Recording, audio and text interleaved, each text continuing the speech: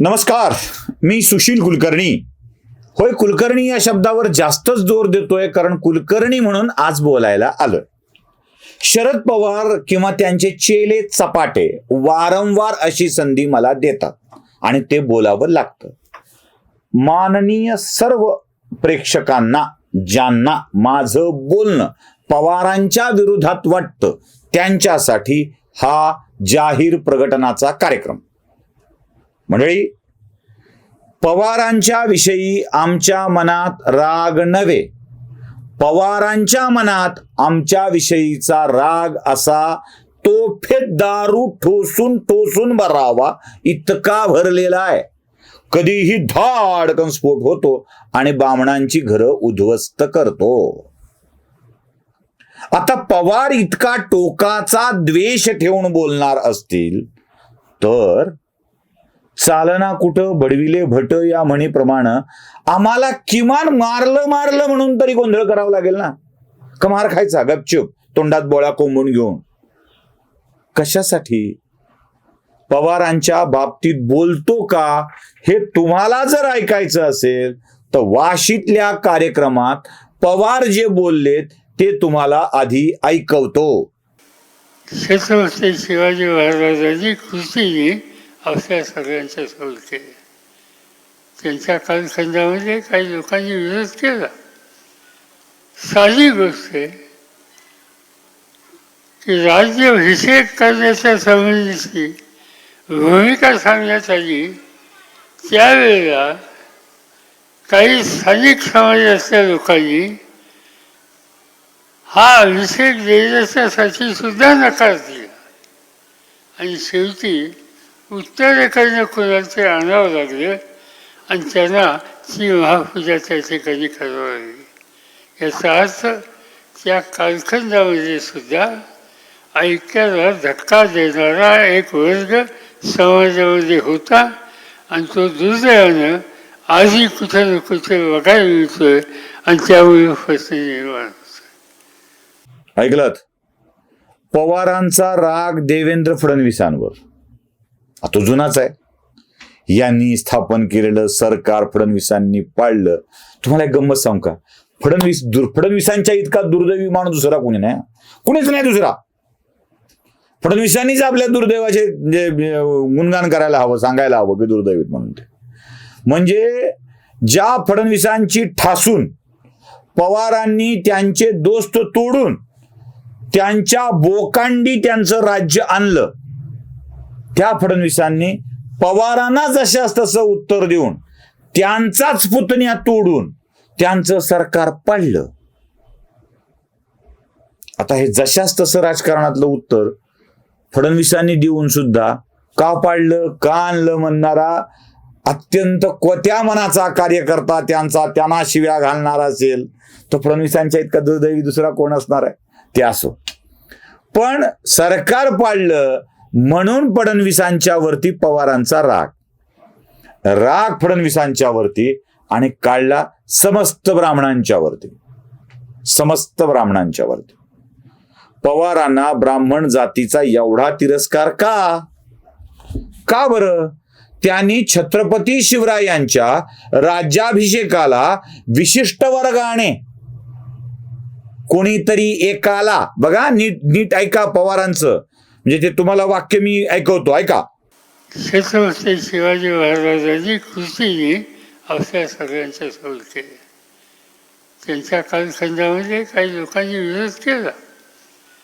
साधी गोष्ट आहे. ऐकलं? त्यानंतरचं वाक्य दुसरं ऐका की राज्याभिषेक करण्याच्या संबंधीची भूमिका सांगण्यात आली. त्यावेळेला काही स्थानिक समाजातल्या लोकांनी हा अभिषेक देण्याच्यासाठी सुद्धा नकार दिला. कोणीतरी काशीहून आणला, ऐका. आणि शेवटी उत्तरेकडनं कुणाचे आणावं लागलं आणि त्यांना ती महापूजा त्या ठिकाणी करावी लागली. ऐकलं ना? कितना झूठ बोलोगे पवार भाई, कितना झूठ बोलोगे. किती खोटं बोलायचं?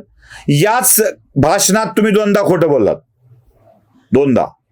आता मी काय खोटं बोलले ते पहिल्यांदा ऐकवतो. 1, पवार कोणीतरी आणलेलं नव्हतं, कोणीतरी नव्हतं आणलेलं. काशीवरून गागा भट्टांना आमंत्रित केलं होतं. दुसरा प्रश्न आहे माझा, महाराष्ट्रातल्या ब्राह्मणांनी छत्रपती शिवरायांच्या राज्याभिषेकाला विरोध केला होता असा एखादा समकालीन पांढऱ्या कागदावरचा पुरावा पवारांच्याकडे आहे का? पिवळ्या पुस्तकातलं सांगायचं नाही, हे जे नव इतिहासकार आले त्यांचं सांगायचं नाही. पांढऱ्या समकालीन पुरावा उपलब्ध आहे का? हा, आता दुसरा प्रश्न विचारला जाईल, मग काशीवरून गागा भट्टांना का बोलवलं? त्याचं कारण सांगतो. त्याचं कारण असं आहे, काशी हे सर्वोच्च धर्मपीठ होतं. सर्वोच्च धर्मपीठाचा असणारा सर्वोच्च ज्ञानी जर राज्याभिषेक करायला येणार असेल तर काशीतून जगभरात निरोप जातो हिंदू राज्यांच्या मध्ये की असा एक छत्रपती अवतीर्ण झाला आहे, त्याला राज्याभिषेक झाला आहे, म्हणून काशीचा ब्राह्मण बोलवायचा. आता पुढचं, गागा भट्ट काशीचे ब्राह्मण नव्हते, काशीत स्थिरावलेले ब्राह्मण होते. गागा भट्ट मूळचे पैठणचे. त्यामुळं महाराष्ट्रातल्याच ब्राह्मणांनी शिवरायांना राज्याभिषेक केला आहे. दादांत खोटं फेकून बोलणे ही पवारांची खासियत आहे, पुराव्याच्या शिवाय. आणि हेच वाक्य मी नव्हे, सचिन पाटलांनी हिंदू जागर कार्यक्रमात बोललेलं आहे, ते तुम्हाला मी ऐकवतो. लोकांनी छत्रपती शिवाजी महाराजांच्या राज्याभिषेकाला विरोध केला. या मुद्द्यावरचं खंडन 2 मिनिटाचं खंडन आहे की पुण्यातल्या ब्राह्मणांनी छत्रपती शिवाजी महाराजांच्या राज्याभिषेकाला विरोध केला. कागद दाखवा, कागद दाखवा. कुठं उल्लेख असेल याचा? साधा उल्लेख कुठं लिहिलेलं असेल कोणीतरी की ब्राह्मणांनी विरोध केला? हा विचार आला कुठून? काही चुका आपल्या सुद्धा असतात. आपण उदार मतवादात वाहून खूप गोष्टी आपल्या लोकांनीच दिलेल्या आहेत, ते पण सांगणार मी तुम्हाला. भालजी पेंढारकरांच्या चित्रपटात आलाय हा मुद्दा. भालजी पेंढारकरांच्या, तेही समर्थ रामदास स्वामींच्या एंट्रीला आलाय की सर्व भूमंडळाच्या ठाई धर्मरक्षी असा नाही, महाराष्ट्र धर्म राहिला काही तुम्हा कारणे. आणि असं समर्थ का म्हणतायत? कारण की ब्राह्मण शिवाजी महाराजांच्या राज्याभिषेकाला विरोध करतायत असं दाखवलं त्याच्यात. तो मुद्दा भालजी पेंढारकरांच्या चित्रपटात आला होता. त्याच्या आधी कागदोपत्री कुठेच उल्लेख नाही आहे की महाराजांच्या राज्याभिषेकाला विरोध झाला. गागा भट्टाला का आणलं पैठणवरून? साधा विषय आहे की जर राज्याभिषेकासारखी एक विधी करायची आहे तर तुम्ही काशी विश्वेश्वर, शिवरायांचे शेवटचे शब्द काय आहेत? काशी विश्वेश्वर मुक्त करा. काशी विश्वेश्वर काय आहे? धर्माची राजधानी आहे, धर्मपीठ आहे. तुम्ही सर्वोच्च व्यक्तीला बोलवा ना राज्याभिषेकासारखी सर्वोच्च कृती करायला. तुम्ही गागा भट्टांसारख्या पंडितांना बोलवा. पैठणचं पंडित हे धर्मपीठ होतं आपल्याकडे, पण गागा भट्ट मूळ पैठणचेच आहे. ऐकलं, पवार साहेबांचं ऐकलंय, सचिन पाटलांचं ऐकलंय. आता तुमच्या मनात काय विचार येतो? पवारांनी हे का फेकलं असेल? टोकाच्या ब्राह्मण द्वेषातून फेकलंय का? आणि पवारांना काय घडवायचं आहे? ब्राह्मणांच्या विषयीचा द्वेष उफाळून यावा. आणि एक रावसाहेब दानवे बोलले होते वाटतं, पवारांना भाजपचाही मुख्यमंत्री चालेल, फडणवीस नसला पाहिजे. केवळ द्वेषापोटी हे पवारांचं विधान आलेलं आहे आणि द्वेष वाढवण्यासाठीचं विधान आलंय, हे लक्षात ठेवायला हवं. म्हणजे गागा भट्टांच्या विषयी खोटी माहिती, पुराव्याशिवायची माहिती. त्याच्या पुढे जरा आपण जाऊ.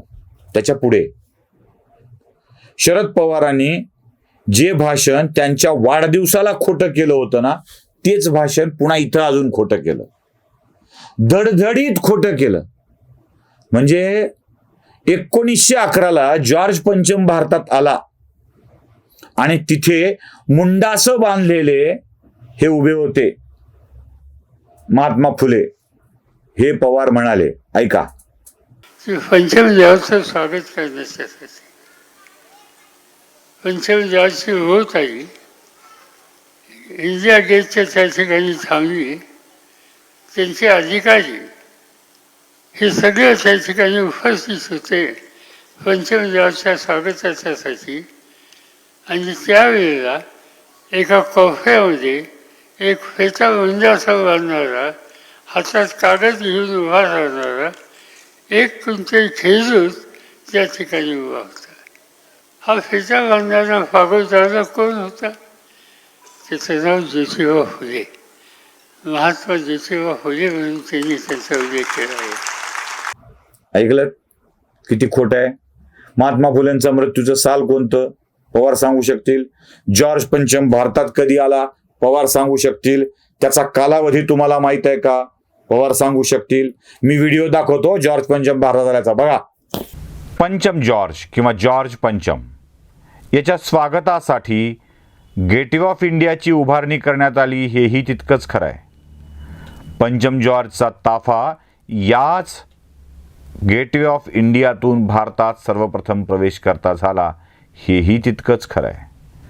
मुंबईवरून पंचम जॉर्ज दिल्लीकडे गेले आणि दिल्ली दरबारात त्यांचा राज्याभिषेक झाला, हेही तितकंच खरं आहे. पंचम जॉर्ज सन 1910 साली पंचम जॉर्जचा राज्याभिषेक झाला आणि 1911ला जॉर्ज पंचम येऊन गेला. ते राज्याभिषेकाची परंपरा व्हिक्टोरिया राणीच्या त्याच्या कार्यक्षेत्रामध्ये करण्याची. आणि 28 नोव्हेंबर 1890ला महात्मा फुलेंचा मृत्यू झाला. 90 नंतर जॉर्ज पंचमच्या स्वागताला महात्मा फुले कसे जातील?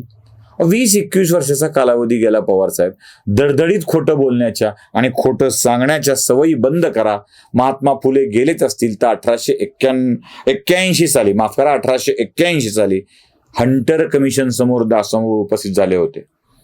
म्हणजे ब्राह्मणांच्या विषयात खोटी माहिती, महात्मा फुलेंच्या विषयात खोटी माहिती, खोटं बोल पण रेटून बोल आणि आपला नरेटिव्ह खेटून ने, ही सवय पवार साहेबांना लागली आहे. ते फक्त महाराष्ट्रामध्ये जातीय द्वेष पसरवण्यासाठी का, एवढाच प्रश्न माझ्या मनात पडतो. नमस्कार.